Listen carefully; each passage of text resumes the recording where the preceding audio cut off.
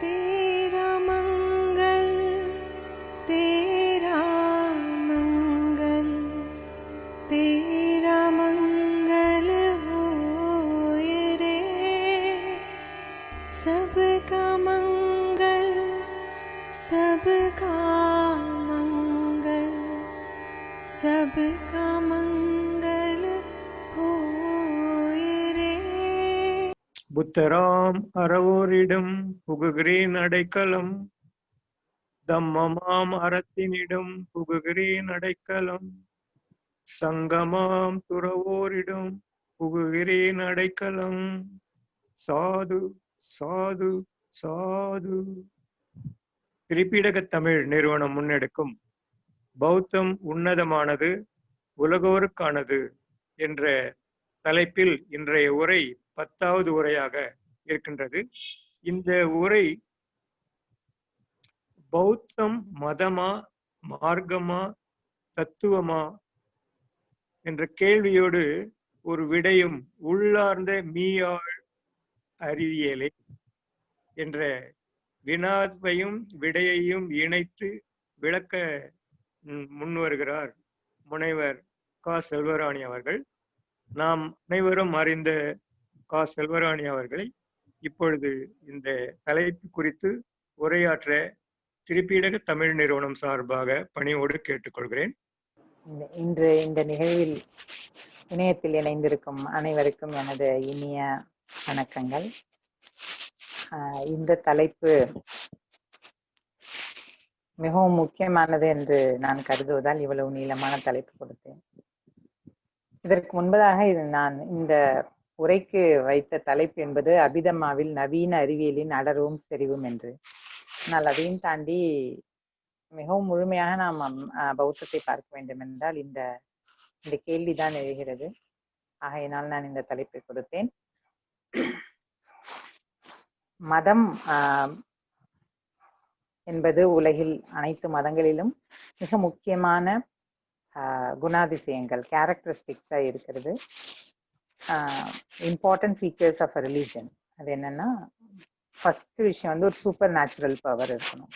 அடுத்தது infallibility, that cannot be questioned. Sacredness, one supreme God, இல்லைன்னா ஒரு ப்ராஃபெட் அல்லது ஒரு தூதுவர், இப்படி பல எல்லா மதங்களிலுமே ஒரு புனிதத்துவமும் மனிதனுக்கு அப்பாற்பட்ட ஒரு மிக உயர்ந்த நிலையில் இருக்கும் ஒரு சக்தியை குறித்தும் அதை நோக்கி கேள்வி எழுப்பாத ஒரு நெறிமுறையை கொண்டதுமாக மதம் இருக்கிறது. அவை மனிதனிலிருந்து மிக உயரத்தில் இருப்பதாகவும் மனிதனால் அதை எட்ட முடியாத நிலையில் இருக்கும், அதை வணக்கத்திற்குரியது என்ற அளவிலேயே இருக்கிறது. மார்க்கம் என்று நாம் சொல்லும் பொழுது அது பொதுவாக ஒரு spiritual guidance and socio religious guidance, ஒரு மனித குலத்தின் ஆன்மீக தேடலுக்காகவும் ஒரு நல்ல சமூக வாழ்வியலுக்கானவும் ஒரு வழிகாட்டுதல்களாக ஒரு நெறிமுறைகளை கொண்டதாக நாம் குறிப்பிடலாம். தத்துவம் என்பது ஒரு மிகவும் கடினமானதாக இறுகி போனதாக இருக்கும். அதாவது அது எப்படி சொல்லணும்னா, it's so rigid. It is just a philosophical interpretation about life, existence, universe and impermanence, everything. நிலையாமை குறித்தோ மற்றவைகள் குறித்தான ஒரு மனிதனுக்குள் எழும் படைப்பை பற்றிய, தன்னை பற்றிய, தன் உயிர், நினைவு, சிந்தனை, இதை குறித்தான கேள்விகளுக்கான விளக்கமாக மட்டுமே தத்துவம் இருக்கு. ஆனால் பௌத்தம் எப்படி இருக்கிறது என்று அபிதம்மாவை படித்த பிறகு எனக்கு தோன்றியது, இவை மூன்றையும் தாண்டி ஒரு பரிமாணத்தில் இருப்பதாகவே தோன்றுகிறது. அது மிகவும் ஆழமான, அதை தற்காலத்தில் உள்ள அத்தனை அறிவியல் துறைகளின் உச்சத்தையும் தொட்டதாக உள்ளது. அதனால்தான் ஆழ் அறிவியல் என்று ஒரு தலைப்பை கொடுக்க வேண்டும் என்று எனக்கு தோன்றியது. ஏனெனில் அதில் ஒவ்வொரு பகுதியை வாசிக்கும் பொழுதும், ஒவ்வொரு சித்தா அப்படி வாசிக்கும் பொழுது ஒவ்வொரு துறையையும் விவரிப்பதாக, ஒவ்வொரு துறையின் அடிப்படை தத்துவங்கள் அனைத்தையும் உள்ளடக்கிய ஒரு கருத்தை சொல்கிறது பௌத்தம். ஆகவே எனக்கு அதை நீ ஆழ் அறிவியல் என்று குறிப்பிடவே தோன்றியது.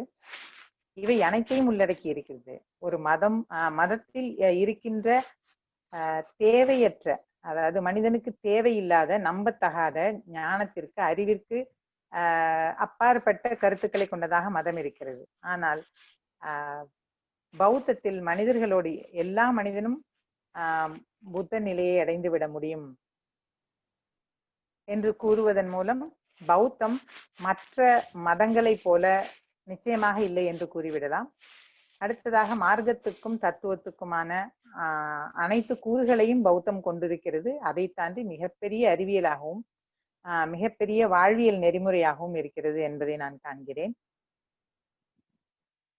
அறிவியல் கூறுகள் நாம் முன்பு குறிப்பிட்டதை போல குறிக்கோள், ஆதாரம், நடுநிலைத்தன்மை, நம்பகத்தன்மை, துல்லியம், இது போன்ற பண்பு நலன்களை கொண்டிருப்பதை நாம் அறிவியல் என்று கூறுகிறோம். அவை அனைத்தும் ஒவ்வொரு பௌத்தத்தின் ஒவ்வொரு பகுதியிலும், ஒவ்வொரு விரித்துரைக்கப்படும் பகுதியிலும் அதற்கு அறிவியல் கூறுகள் அனைத்தும் பொருந்தி போகின்றன.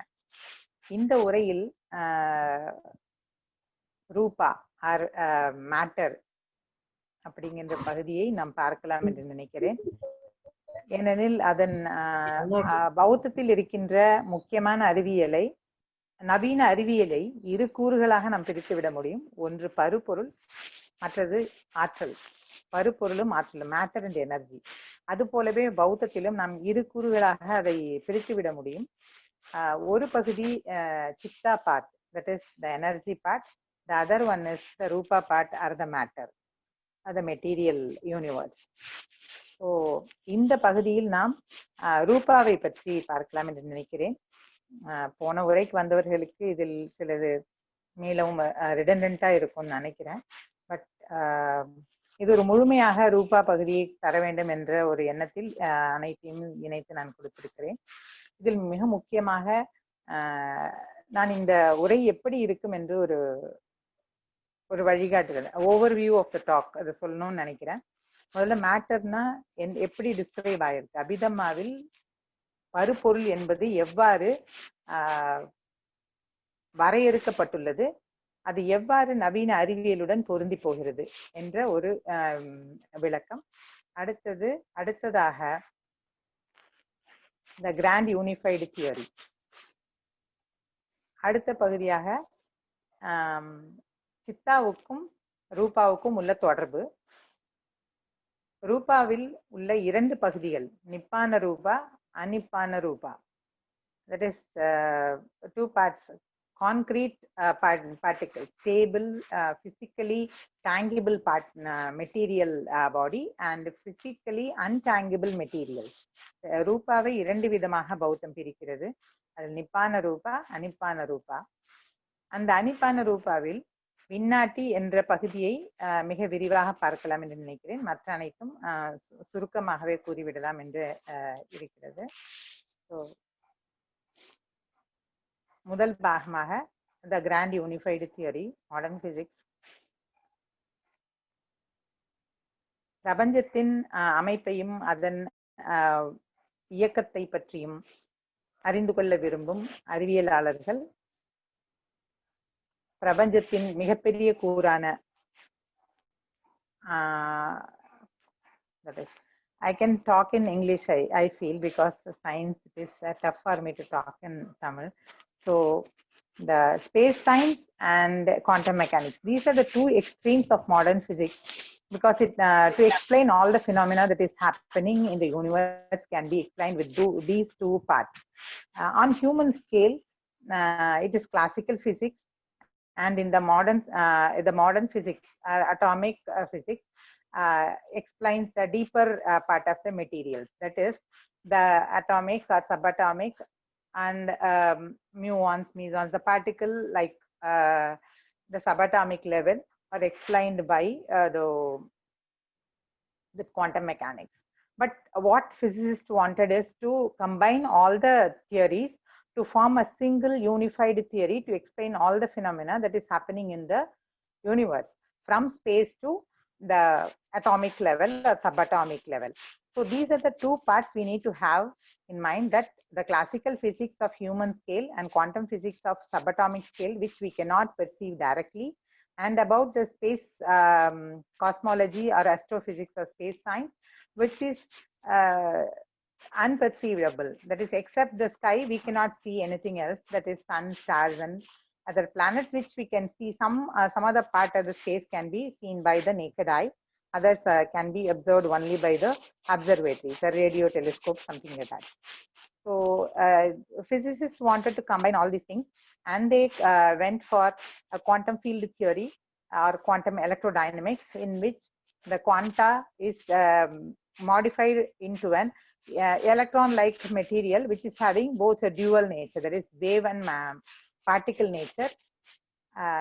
Then to consider all the phenomena that is happening in the existence, physicists conceived four fundamental forces. Those are all strong forces, weak forces, which are participating in subatomic level, that is internuclear reactions or radioactivity, something like that, and the electromagnetic interaction or radiation, which is happening in other scale, and the gravitational interaction which is happening between the planets, also in the microscopic level particles.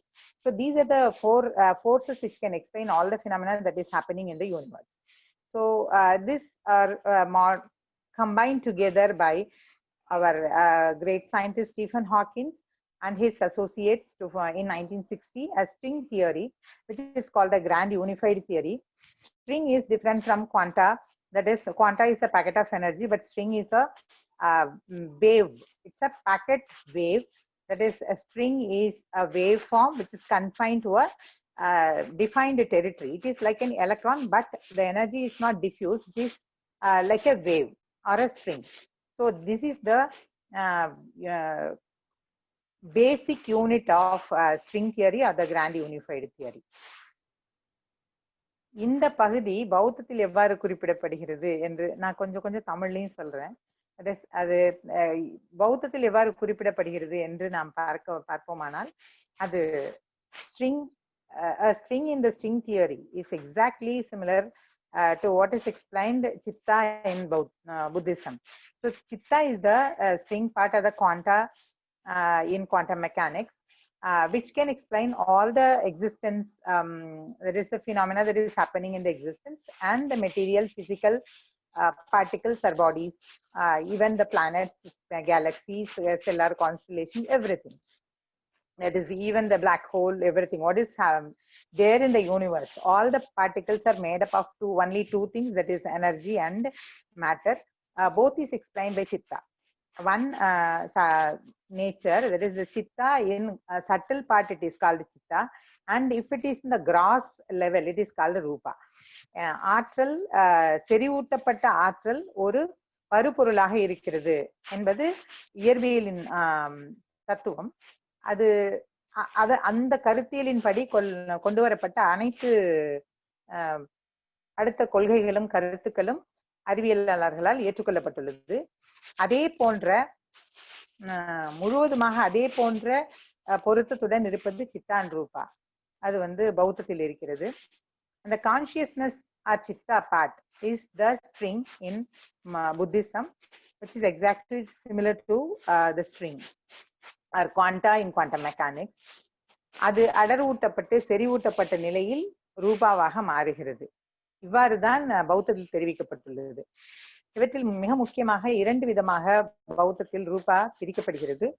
ஒன்று மகாதாத்துஸ் and உபதாய ரூபா. Mahadhatus are the basic elements, which are like the chemical elements, 118 elements in periodic table.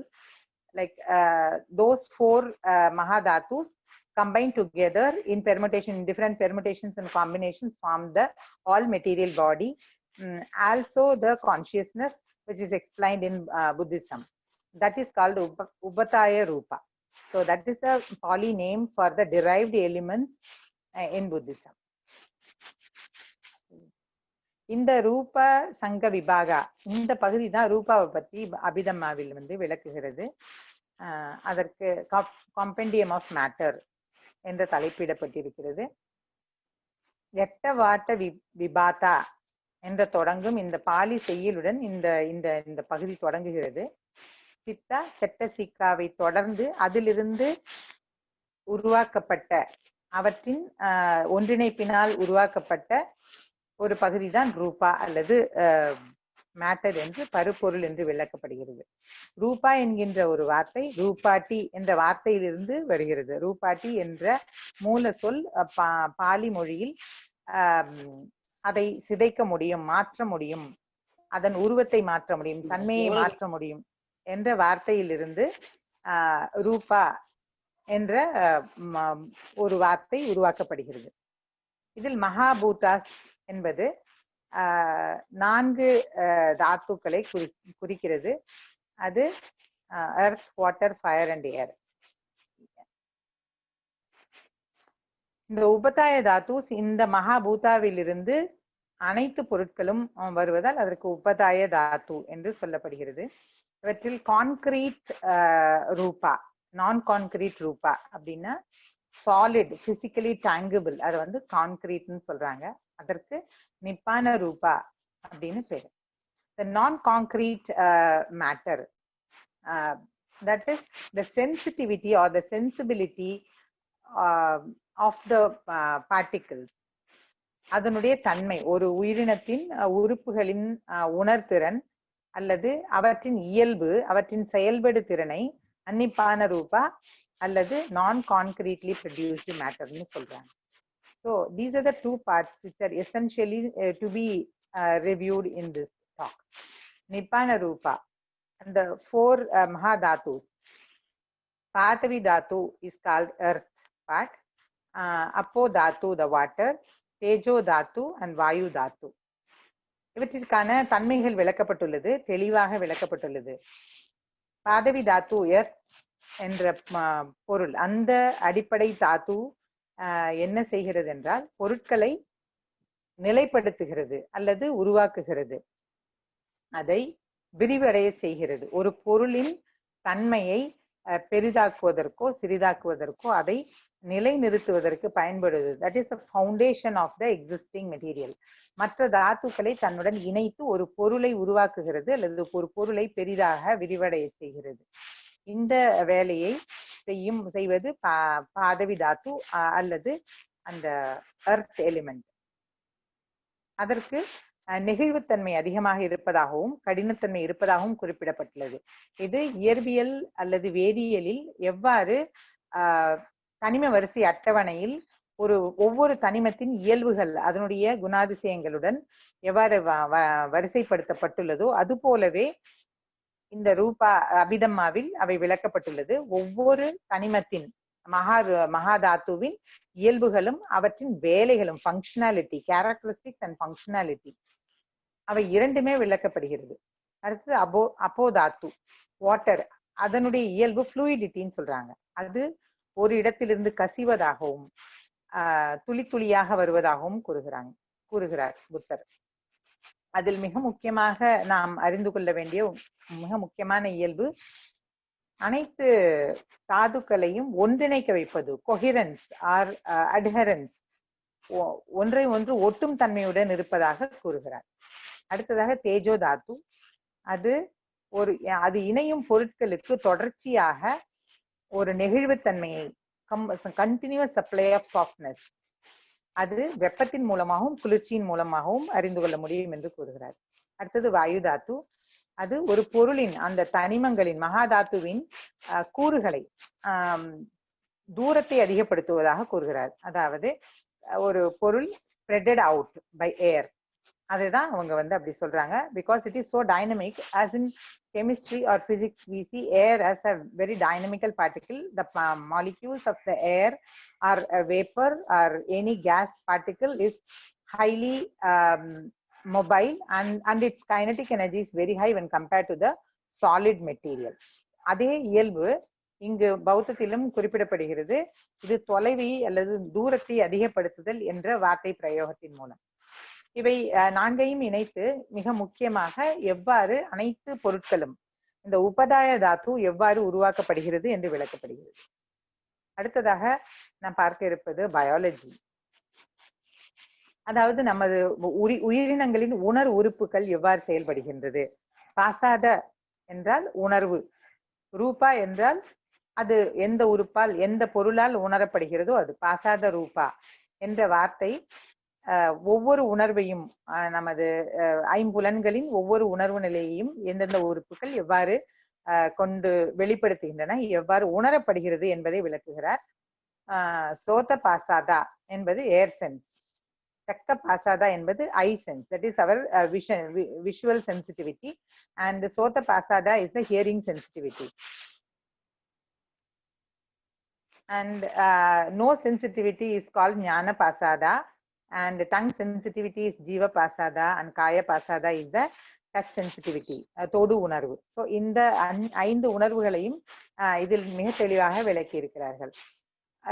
இதை நாம் இயற்பியலின் electromagnetic spectrum கூட அப்படி எக்ஸாக்டா we can compare with the electromagnetic spectrum, that is gamma rays, x-rays, visible rays, infrared rays, microwaves, radio waves. This is the range of the electromagnetic spectrum which can be perceived by different organisms or organs of a single organism. That is, infrared rays can be sensed as heat by us, and visible region can be seen as colors by our eyes, and x-rays that can penetrate our body, we are using x-rays. So different regions, radios, we are using it for radio communication, and other frequencies are even microwave radiation, we are using it for mobile communication and for microwave oven and heating purposes, and in different appliances these spectrum is used. So the sensitivity, the frequency and wavelength of these electromagnetic spectrum can be sensed by different organs or different organisms. Like in night, the cat family and dog family can sense the mobility of other organisms only with the sensory perception, that it can perceive the infrared rays of other organisms. That is, அதாவது அந்த விலங்குகளின் உடலிலிருந்து வெளிப்படும் வெப்பத்தை, அது infrared ரேயா இருக்கும். அந்த அகச்சிவப்பு கதிர் தான் நம்ம வெப்பமா வெளிப்படும் போது அதுல இருந்து அகச்சிவப்பு கதிர்கள் வரும். அந்த அகச்சிவப்பு கதிர்களை அந்த சிங்கம், புலி, கரடி, அப்புறம் ஓநாய், பூனை, நாய், இது எல்லாத்தாலையும் பார்க்க முடியும். அவங்க வந்து they can sense the infrared radiation. அதனாலதான் ராத்திரியில அந்த அனிமல்ஸால எல்லாம் வேட்டையாட முடியும், பார்க்க முடியும்.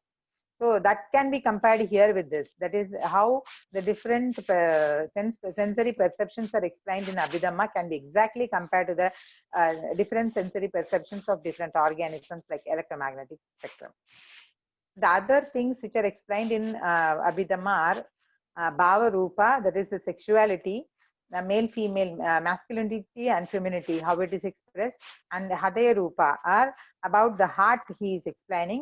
It is actually the material support for the functioning and to uphold the consciousness, also the maintenance of Rupa.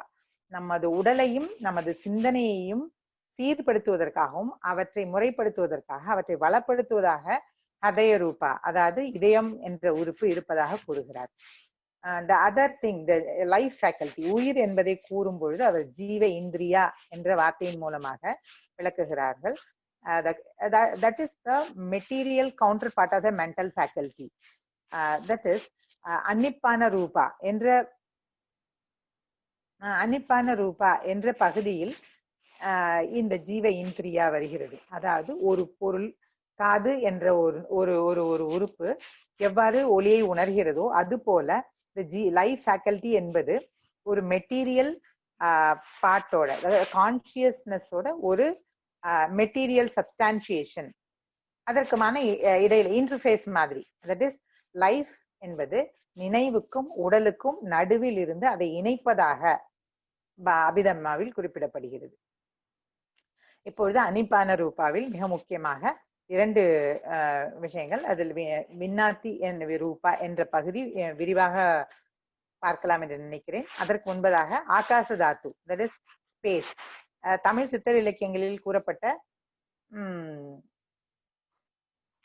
பஞ்சபூதங்கள் பௌத்தத்தில் இல்லை. அவற்றில் 4 மகா தாத்துக்களாக மட்டுமே குறிப்பிடப்படுகிறது.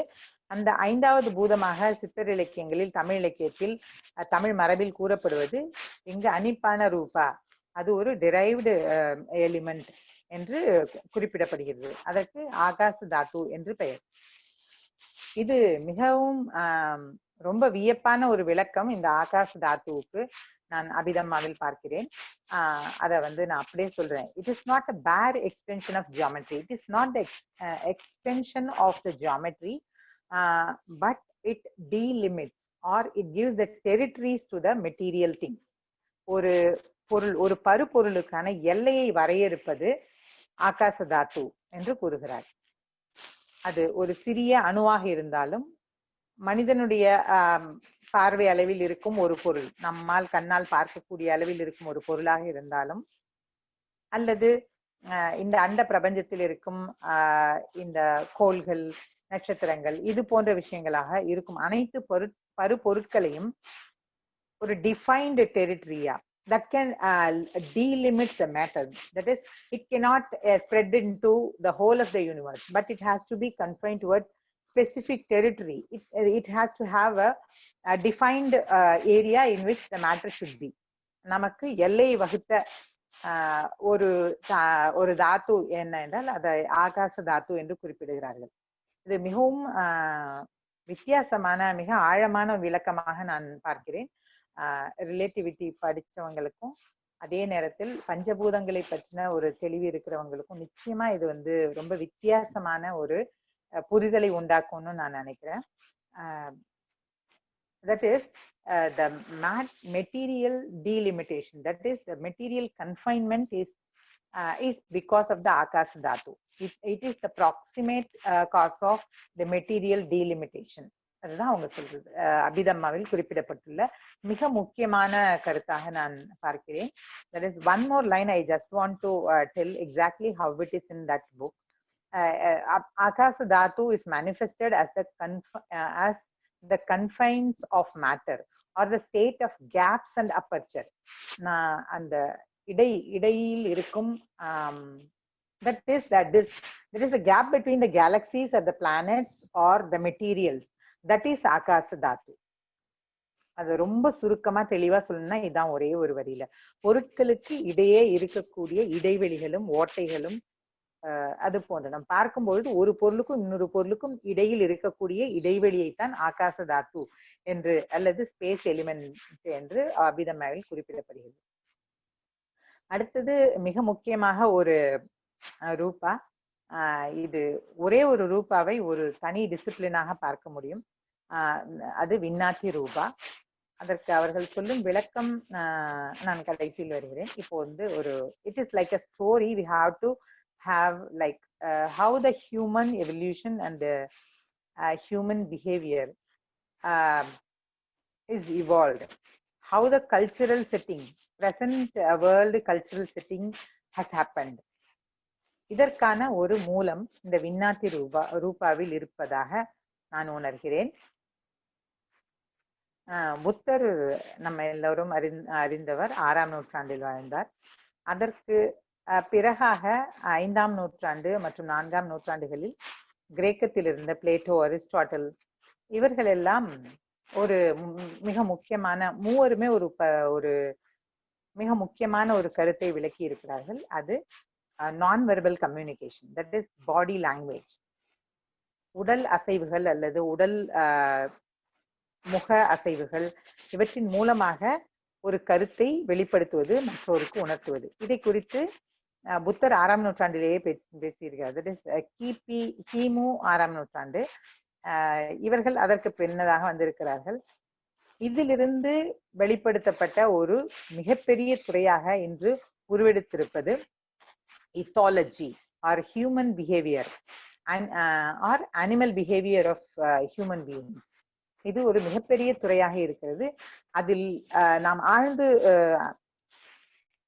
அறிந்து கொள்ள விழைந்தோமானால் இன்று உலகத்தில் இருக்கின்ற அத்தனை மனிதனுடைய செயல்பாடுகளையும் அந்த ஒரே ஒரு துறையில் குறுக்கிவிட முடியும்.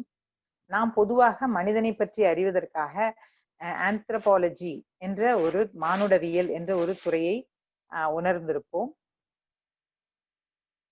ஆனால் அந்த மானுடவியல் கூறுகளை உள்ளடக்கிய அத்தனை தன்மைகளையும் அத்தனை கூறுகளையும் sociological, anthropological, socio psychological, biological, evolutionary, even genetics, cultural, political, socio-economical, all the aspects of human beings are evolved from one basic nature that is called the animal nature of human beings. இதற்கான வேர் அந்த விண்ணாட்டி ரூபாவில் இருக்கிறது. அந்த விண்ணாட்டி ரூபாவின் விளக்கம் தற்பொழுது ஒரு பெரிய துறையாக வளர்ந்துள்ள மனிதகுலத்தின் மிக முக்கியமான அனைத்து கூறுகளையும் விளக்கக்கூடியதாக இருக்கிறது. அதற்கு இத்தாலஜி என்று மாடர்ன் சயின்ஸ்ல பேரு. It has been evolved from the evolutionary theory of Darwin and some people before that. So human physical behavior, that is நாம ஒரு gestures and postures சொல்லுவோம். நம்ம கை அசைவுகள் மூலமாக, முக அசைவுகள் மூலமாக ஒரு கருத்தை, ஒரு உணர்வை, ஒரு ஒரு ஒரு குறிக்கோளை, ஒரு எண்ணத்தை வெளிப்படுத்துகிற ஒரு விஷயம். இதை ஹியூமன் பிசிக்கல் பிஹேவியர். அதை வெளிப்படுத்துவதாக மனிதர்கள் இரண்டு விதமாக தன்னுடைய உணர்வுகளையோ கருத்துக்களையோ எண்ணங்களையோ வெளிப்படுத்துவதாக பல தத்துவ ஞானிகளும் அறிவியல் விஞ்ஞானிகளும் வெளிப்படுத்தி இருக்கிறார்கள். பழைய கிரேக்கத்தில் ஹிப்போக்ரட்டஸ், அரிஸ்டாட்டில் அவங்க எல்லாம் இதை பத்தி ஒரு குறிப்பாக வெளிப்படுத்தி இருக்கிறார்கள். ரோம நாட்டில் சிசரோ என்ற ஒரு அறிஞர், ஒரு தத்துவ ஞானி, அவர் இந்த பாடி லாங்குவேஜ் பத்தி ஒரு சிறிய குறிப்புகளை கொடுத்திருக்கிறார். அவை அனைத்துமே மனிதனுடைய அறிவு அவன் நேராக நிற்பது, அவன் முதுகுத்தண்டு நேராக வெர்டிக்கல் டு த எர்த் அப்படி இருப்பதனால் உருவானது என்ற கருத்தை குறிப்பதாகவே, மனிதனுடைய சிந்தனை அவனுடைய முதுகுத்தண்டு நேராக நின்றதனால் வந்தது என்ற ஒரு விளக்கத்தை கொடுப்பதற்காக மட்டுமே பயன்படுத்தப்பட்டது. அதன் பிறகு மிகப்பெரிய இடைவெளி பிறகு 1605 பிரான்சிஸ் பெக்கான் என்ற ஒரு அறிவியல் அறிஞர், அவர் இந்த மனிதர்களின் சைகை பாஷைன்னு சொல்றோம்ல, அது போல ஒரு கருத்தை அவர் வெளியிட்டார். That is explaining our intentions with some gestures or facial expressions. அடுத்ததாக 1644 John bowler, he considered hand gestures, நம்மளுடைய கை அசைவுகள், அவற்றை குறித்தானது. இதை தெளிவாக புரிந்து கொள்வதற்கு முன்பு நான் ஒரு சில விஷயங்கள் சொல்ல வேண்டும் என்று நினைக்கிறேன். அதாவது நம்ம இப்ப யூஸ் பண்றோம், தம்ஸ் அப் யூஸ் பண்றோம், வின்னு ஒரு victory symbol, and then nodding, தலையசைக்கிறோம், எஸ், நோ, ஓகே. ஸோ இதெல்லாம் நம்ம வார்த்தையால சொல்லாம தலையை அசைச்சாவே நமக்கு அது புரியுது. ஸோ இது போன்ற வெளிப்படுத்துகின்ற முறைகளை தான் இந்த பாடி லாங்குவேஜ்ல பேசிக்கா இனிஷியலா scientist they started thinking about and conceiving what it from where it is coming and what it implies, why human beings are having such signal language to communicate with others, why they are doing, why people are doing gestures and facial expressions other than talking orally, that is vocally. Gilbert Austin 1806 he is looking at the gestures to improve speech making. That is what he proposed, is that to make the person who is in opposite, to make them understand better, people are using gestures. இந்த விளக்கம் அவரால் கொடுக்கப்பட்டது. நாம் பேசுவதை, நாம் கூறும் கருத்தை அடுத்தவருக்கு மிக தெளிவாக புரிய வைப்பதற்காக மனிதர்கள் கை அசைவுகளையும் முக அசைவுகளையும் பயன்படுத்துவதாக கூறினார். இதன் பிறகானது மிகப்பெரிய ஒரு பிக் பேங் மாதிரி ஒரு மிகப்பெரிய வெடிப்பை உருவாக்கியது. That is Darwin's theory of evolution. In 1800 he is the pioneer of ethology, the branch of ethology. Ethology is the science of animal behavior. அது மிக தெளிவாக 1900 தான், அதற்கு பிறகான காலகட்டத்தில் தான் அது மிக ஆழமாக ஆராய்ந்து அதை பற்றிய விளக்கங்கள் அனைத்தும் கொடுக்கப்பட்டது. அது உடல் மொழி, உடலால் வெளிப்படுத்தப்படுகின்ற உணர்வுகள் அல்லது கருத்துக்கள், இது போன்ற விஷயங்களை குறித்தான மிக ஆழமான ஆராய்ச்சிகள் 1900க்கு பிறகாக மேற்கொள்ளப்பட்டது. இதனுடைய ஆதி root is from Darwin's theory of evolution, that is proposed by Darwin in 1800. அடுத்ததாக இந்த துறையில் மிக முக்கியமான ஒரு ஆராய்ச்சியாளராக குறிப்பிடப்பட வேண்டியது Desmond Morris in 1971. he linked human behavior with animal nature of humans. That is, we are all நம்ம என்ன சொல்லுவோம்னா நம்ம சோஷியல் அனிமல் அப்படின்னு சொல்லுவோம். மனிதர்கள் வந்து சோஷியல் அனிமல் அப்படின்னு சொல்லுவோம். அதாவது ஒரு சமூகமாக வாழக்கூடிய ஒரு விலங்கினம் தான். நம்ம குரங்குகளாக இருந்தோம், காடுகளில் வசித்தோம், அதன் பிறகாக விவசாயம் செய்தோம், சிறு சிறு இனக்குழுக்களாக இருந்தோம், அப்புறம் அது விரிவடைந்து சிறு சிற்றரசுகளாக, அதன் பிறகாக பேரரசுகளாக, அதன் பிறகு இது போன்ற நவீன வரலாற்று காலத்தில் அது மிகப்பெரிய நிலப்பரப்புகளில் நாடுகளாக உருவெடுத்து இன்றைய உலக நிலை வந்திருக்கிறது. அதனால் நாம் இன்றும் மிருகங்களாக தான் இருக்கிறோம். ஆனால் மனிதர்கள் அதை உணர்வதாக மிக பரவலாக நான் அறியவில்லை. மனிதர்கள் இயற்கையையும் விலங்குகளையும் தன்னிலிருந்து மிக தொலைவில் வைத்திருப்பதாகவே நான் பார்க்கிறேன். அப்படியான எண்ணம் தான் மிக பெரும்பான்மையான மனிதர்களிடம் இருக்கிறது. ஆனால் நாம் விலங்கினத்தின் ஒரு பகுதிதான் என்பதை நாம் அதிகமாக உணர்ந்து கொள்ள வேண்டும். எவ்வாறு மனிதன் விலங்குகளிடமிருந்து வேறுபட்டான் என்பதே ஒரு விலங்கின குணாதிசயம் என்பதுதான் இந்த இத்தாலஜி அப்படிங்கிற ஒரு பிரான்ச் சொல்லுது. இதை தவிர மிக முக்கியமாக ஃபாதர்ஸ் அண்ட் ஃபவுண்டர்ஸ் ஆஃப் இத்தாலஜி அப்படின்னு ஒரு 3 சயின்டிஸ்ட் இருக்காங்க. கன்ராட் லாரன்ஸ், நிக்கோ டிம்பர்ஜன், கால் வான் ஃப்ரிட்ஜ். இவங்க 3 பேரும் இருக்காங்க. அவங்களுக்கு 1973 they got Nobel Prize for doing research on animalistic human behavior. அதில் அவர்கள் கூறும் மிக முக்கியமான கருத்து என்னவென்றால், இந்த உடல் அசைவு மொழி அல்லது உடல் மொழி அல்லது முக அசைவுகள், கை அசைவுகளான மொழி என்பது ஒரு எக்ஸ்டர்னல் ஸ்டிமுலை, ஒரு வெளியிலிருந்து ஒரு தூண்டுதலாலேயோ அல்லது ஒரு கற்றலின் வெளிப்பாடாக, ஒரு கல்ச்சரல் ஆஸ்பெக்டா, பெற்றோரிடமிருந்து தன்னுடைய சூழ்நிலையிலிருந்து கற்றுக்கொண்ட ஒரு இயல்பாக அவர்கள் தெரிவிக்கவில்லை. அவர்களுடைய ஆராய்ச்சியில் அவர்கள் கண்டறிந்தது என்னவென்றால், it is a basic instinct. நம்ம சொல்லுவோம், it is a basic instinct. It is not evolve from by learning. It is not inculcated through the cultural learning from the society in which that person or the child which is growing. So அவங்க என்ன சொல்றாங்கன்னா, the evolution has placed within this characteristics, that is, it is an innate characteristics which is given by the evolutionary nature. So that has been that is an inborn nature, that is there inside us from birth. It is not a learned characteristic. It is not a learned thing. அவங்க அது என்ன சொல்றாங்கன்னா, it is not the response to the certain stimuli, but it is an innate ability.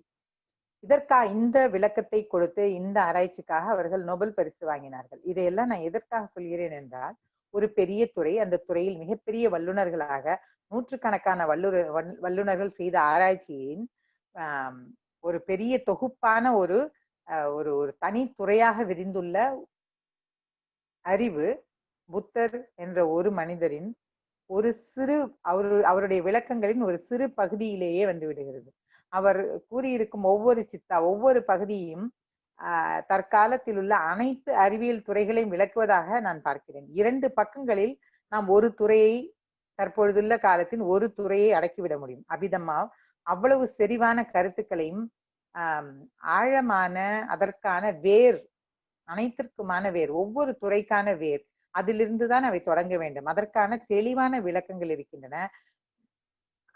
அவ்வாறு இந்த body language விண்ணாட்டி ரூபா என்ற ஒரே ஒரு ரூபாவில் இந்த முழு துறைக்குமான அத்தனை கருத்துக்களும் இவர்கள் அறிஞர்கள் எவ்வாறெல்லாம் ஆராய்ச்சி செய்து அதிலிருந்து என்னென்ன உண்மைகளை கண்டறிந்தார்களோ அத்தனை உண்மைக்குமான விளக்கம் அபிதம்மாவில் ஒரே ஒரு பகுதியில், அந்த விண்ணாட்டி ரூபாவில் இருக்கிறது. ஒரு குழந்தை பிறந்தவுடன் அது தானாகவே செய்யும் இயல்புகள், அது part of the body languages.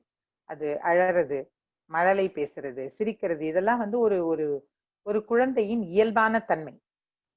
அது விஞ்ஞானிகளின் கண்டுபிடிப்பில் என்னவாக இருந்தது என்றால், ஒரு பிறப்பிலேயே கண் பார்வையற்ற ஒரு குழந்தை கூட இந்த வேலைகளை செய்வதாகவும், அது மற்றவர்களிடமிருந்து இதை கற்றுக்கொண்டதாக இல்லாமல் அதனுடைய இயல்பாக அது பிறக்கும் பொழுதே அதனுடைய அந்த உயிரினுடைய உள்ளார்ந்த தன்மையாக, உள்ளார்ந்த இயல்பாக வெளிப்படுத்துவதாக அவர்கள் கண்டறிந்திருக்கிறார்கள்.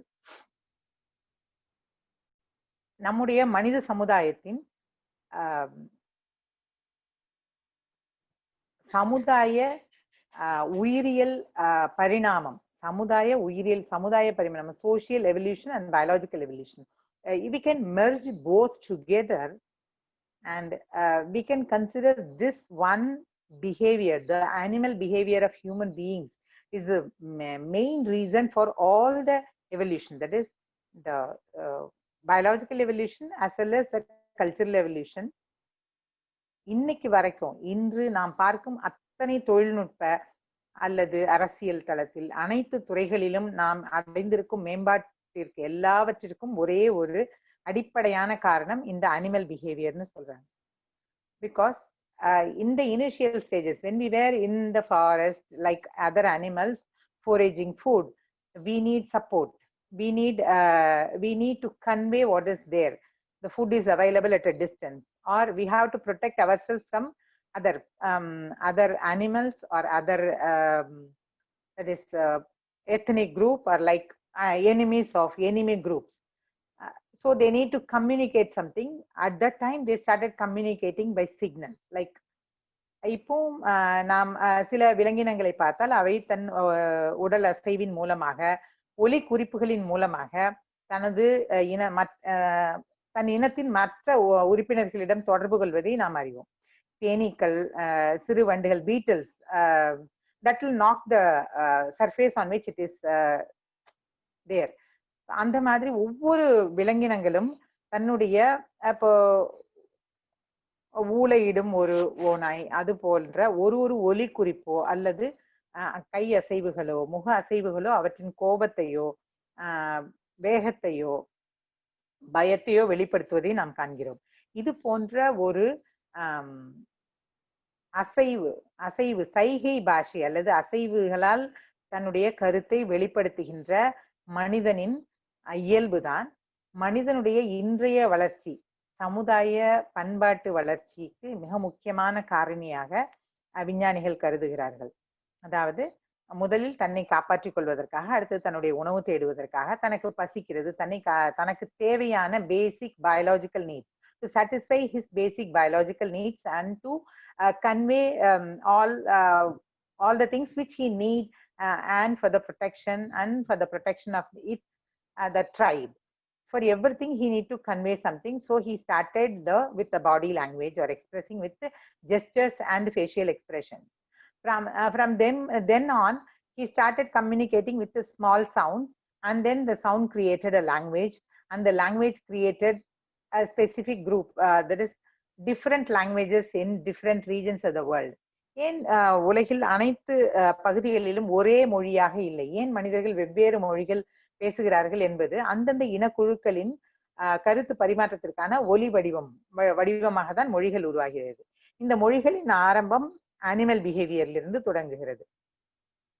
அவ்வாறு உருவாக்கப்பட்ட மொழிகள் ஒரு பண்பாட்டை, ஒரு கலாச்சாரத்தை, அடுத்ததாக அனைத்து கூறுகளையும் உள்ளடக்கி தற்காலத்திய modern all political, socio-economical status of the human beings is evolved from one single nature of human beings, that is animal behavior.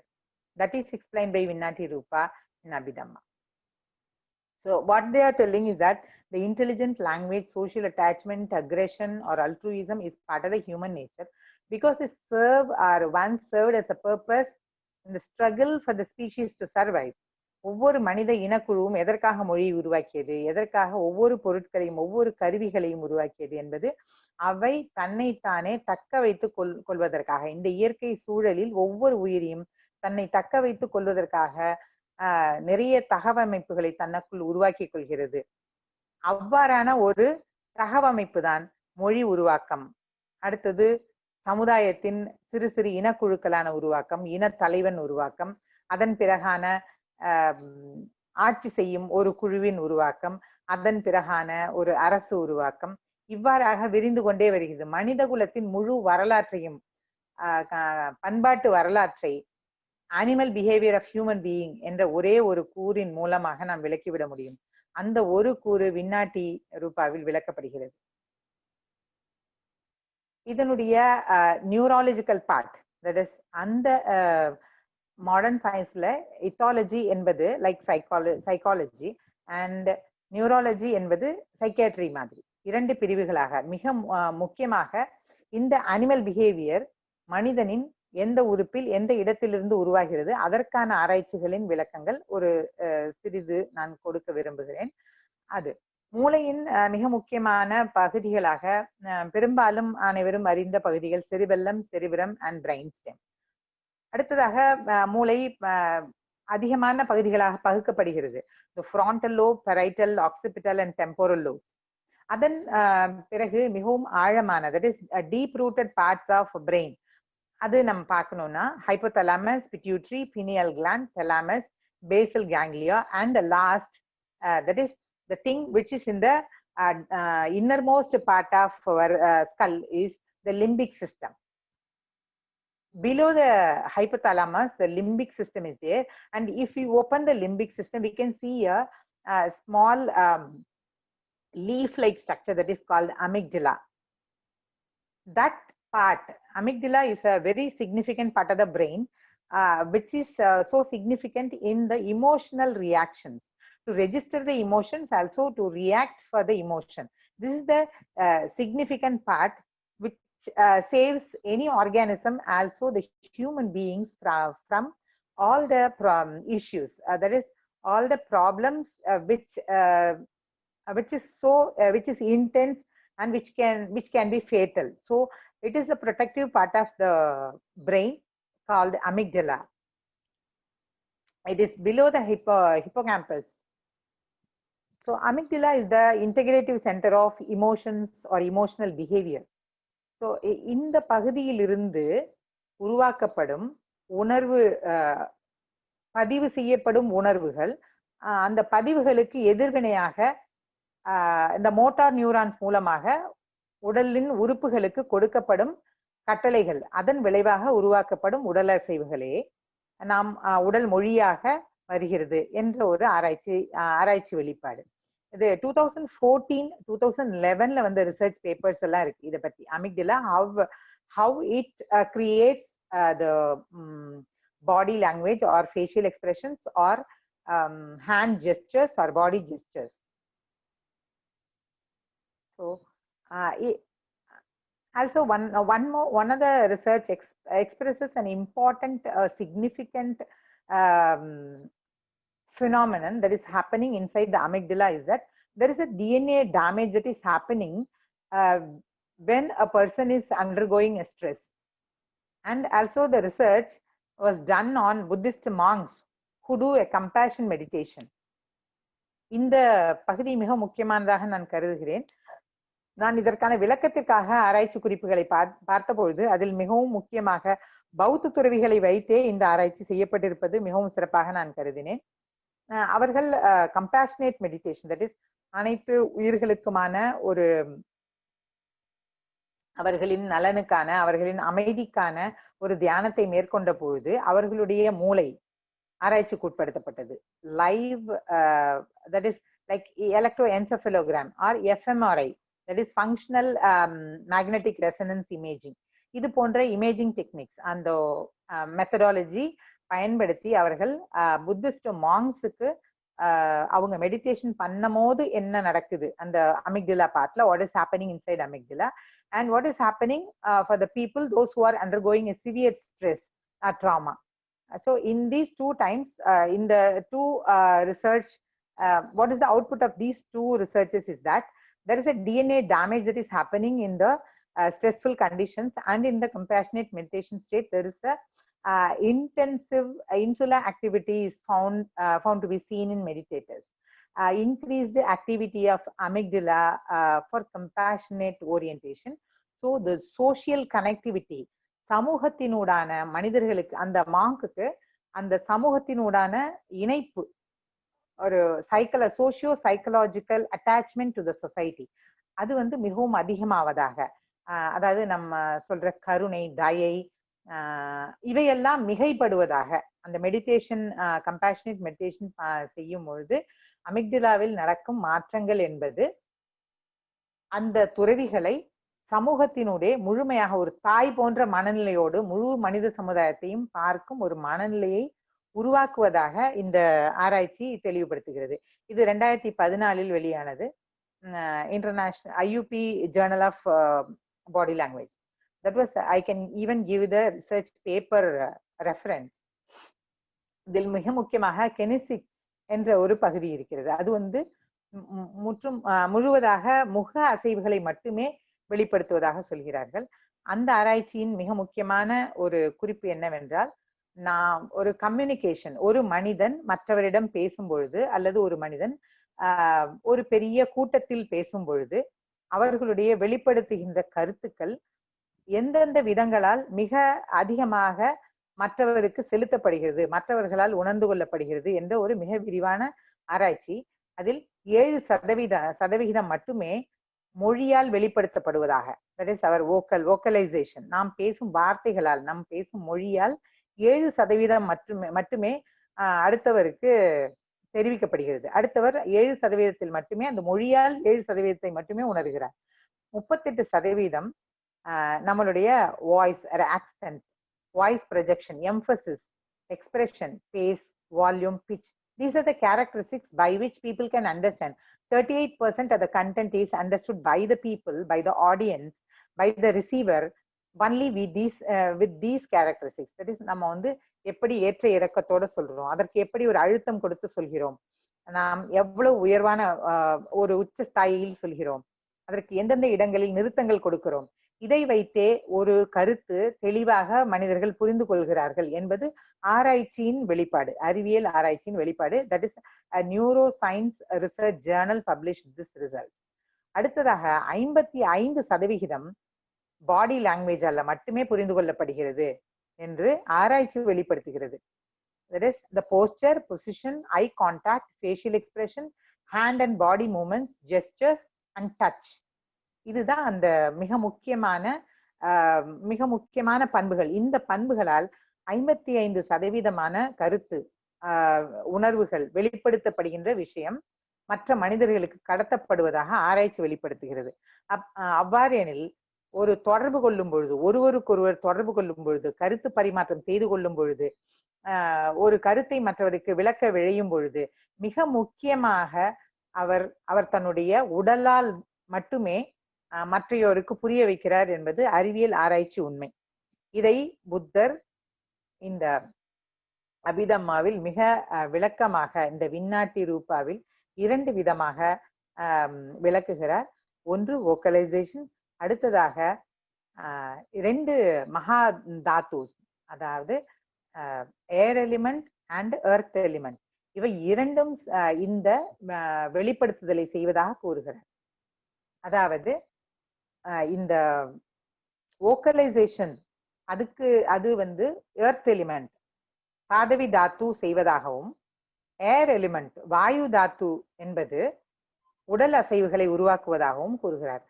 அதாவது நாம் வாயு தாத்துவை பற்றி என்ன ஒரு விளக்கம் பார்த்தோம் என்றால், அவை பொருட்களின் அந்த ஒவ்வொரு தாத்து டிரைவ்டு மெட்டீரியல்ஸ் எலிமெண்ட்ஸ் டிஸ்பர்சஸ், அது தொலைவை அதிகப்படுத்துவதாக தெரிவிக்கிறார். அதனால் அதே கருத்து இங்கே நாம் பொருத்தி பார்க்க முடிகிறது. அந்த விளக்கத்தில் அவ்வாறாக கூறப்பட்டுள்ளது. அந்த வாயு தாத்து கான்சியஸ்னஸோட, that is the consciousness created from the air element or the resultant of the air element and the consciousness creates the body language which communicates more than the vocalization. That was the explanation given in Abhidhamma. இது மிக முக்கியமான மிக ஆழமான உண்மை. அது modern சயின்ஸ்ல இவ்வளவு பெரிய டிசிப்ளினா இன்னும் நிறைய இருக்கு. ஆனா அதை சுருக்கி இந்த குறுகிய நேரத்துக்குள்ள சொல்றதுனால அவ்வளவு பெரிய அறிவியலையும் நம்ம சொல்லிட முடியாது என்பதற்காக மிக முக்கியமான சில கருத்துக்களை மட்டும் நான் கூறியிருக்கிறேன். ஆராய்ச்சியின் வெளிப்படுத்தப்பட்ட உண்மைகளை அறிவியல் ஆராய்ச்சியில் தெரியும். இவை அனைத்தும் ஒருமுகப்படுத்தப்பட்டு செறிவுபடுத்தப்பட்டு சிறிய விளக்கமாக ஒரு சிறிய பகுதியில் விண்ணாட்டி ரூபா என்ற ஒரே ஒரு கருத்தில் அபிதம்மாவில் தெரிவிக்கப்பட்டுள்ளது.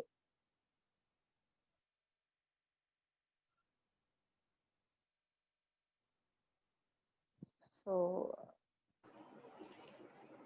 இவை இந்த இந்த விண்ணாட்டி ரூபாவின் மிக முக்கியமான விளக்கத்துடன் நான் இந்த உரையை ஒரு முடிவுக்கு கொண்டு வரலாம் என்று நினைக்கிறேன். நான் முன்பே இந்த அரங்கத்தில் சைக்காலஜி அண்ட் அபிதம்மா பற்றி பார்த்திருக்கோம். இந்த பகுதியில் இந்த உரையில் சிறிய சிறிய விளக்கங்களாக பயாலஜி, பிசிக்ஸ், கெமிஸ்ட்ரி பற்றியும் இந்த எத்தாலஜி அண்ட் நியூராலஜி பார்த்து மிக விளக்கமாகவும் நாம் அறிந்து கொண்டுள்ளோம் என்று நினைக்கிறேன்.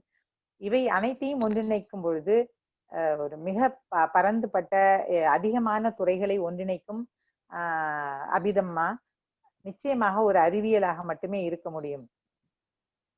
மிகப்பெரிய ஆழமான அறிவியலாக, அவற்றின் ஒவ்வொரு கூறுகளும் ஒரு துறையை விளக்குவதாக இருப்பதால் நான் மிக ஆழ்ந்த அறிவியலாக பௌத்தத்தை பார்க்கிறேன் என்று கூறி என்னுடைய உரையை முடிக்கிறேன்.